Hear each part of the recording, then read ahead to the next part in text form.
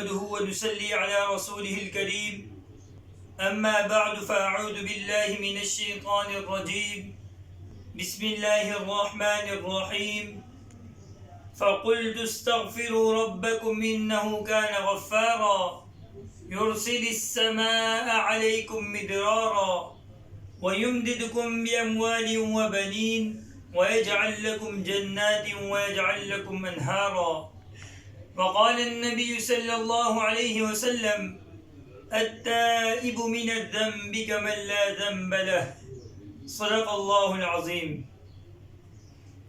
سامعین محترم، آج کی میری تقریر کا موضوع توبہ کی اہمیت اور گناہوں سے کیسے بچا جا سکتا ہے اور ہم توبہ کیسے کریں۔ سامعین محترم، قرآن مجید میں اللہ تعالیٰ نے ارشاد فرمایا یا ایہا الذین آمنوا توبوا الی اللہ توبۃ نصوحا، اے ایمان والو تم اللہ تعالیٰ کی طرف کامل توبہ کرو۔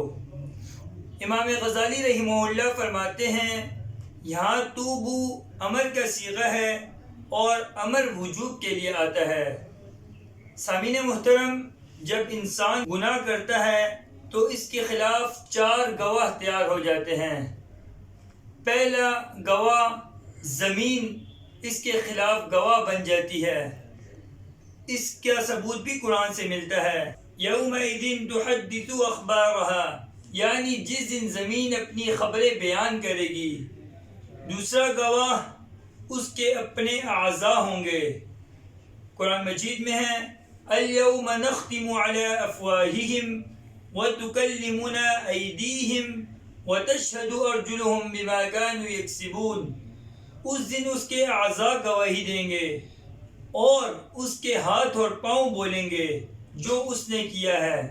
تیسرا گواہ فرشتے ہوں گے، کراما کاتبین یعلمون ما تفعلون، اور چوتھا گواہ اس کے خلاف اس کے نامہ اعمال ہوں گے۔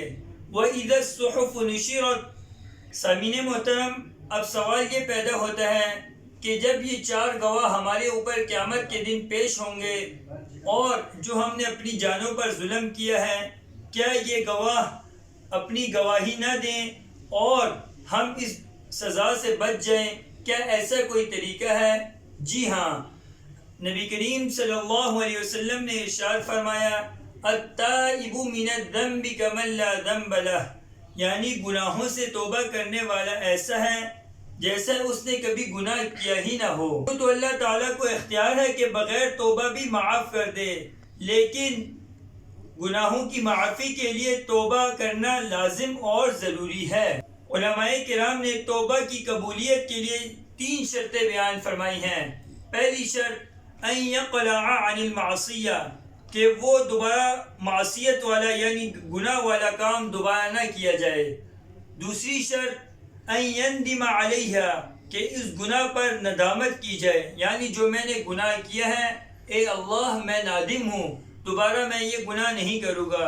تیسری شرط ان یعزم عزما جازما الا یعود الیہ ابدا، کہ اے اللہ سے پختہ ارادہ کرے کہ میں یہ گناہ دوبارہ کبھی بھی نہیں کروں گا، اور دل میں ٹھان لے کہ چاہے جان بھی چلی جائے دوبارہ میں یہ گناہ نہیں کروں گا، تو پھر اللہ تعالیٰ اس پر رحمت، برکت، محبت اور لذتوں کی بارش برساتا ہے اور انعامات کا ڈھیر لگاتا ہے۔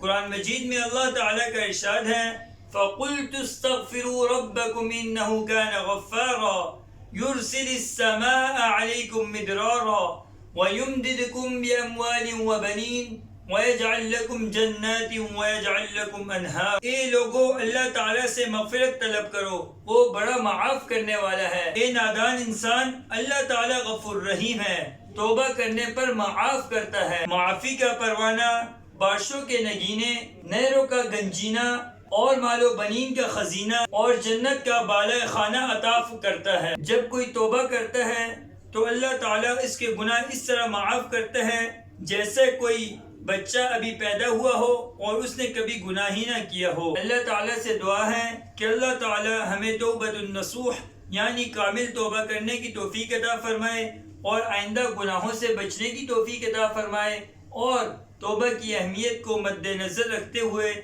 اس کو اپنا وتیرہ بنانے کی توفیق عطا فرمائے۔ وما علینا الا البلاغ المبین۔